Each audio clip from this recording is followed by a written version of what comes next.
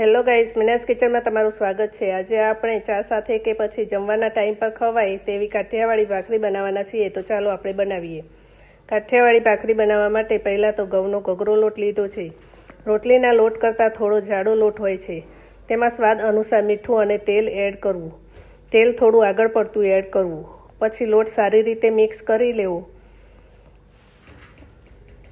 લોટમાં આ રીતે મુઠ્ઠી વળે તે રીતે મોણ નાખવું। પછી થોડું થોડું પાણી એડ કરીને આ રીતે કડક લોટ બાંધી લેવો।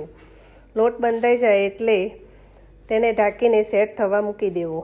પછી માટીની લોટી ગેસ પર ગરમ કરવા મૂકી દીધી છે ને ગરમ થાય ત્યાં સુધીમાં ભાખરીને આ રીતે લૂવો લઈને વણી લેવો। પછી પાછો લૂવો વાળી લેવો અને ભાખરી વણી લેવી। લોટી ગરમ થઈ ગઈ છે। ભાખરીને તેમાં મૂકી લેવી અને એક સાઈડનું પડ કૂણું રાખવું અને બીજી સાઈડનું પડ કડક કરવું। પલટાવી લેવું અને લાકડાના ડટ્ટાની મદદથી ભાખરી શેકી લેવી। આપણી ભાખરી સરસ ચડી જશે।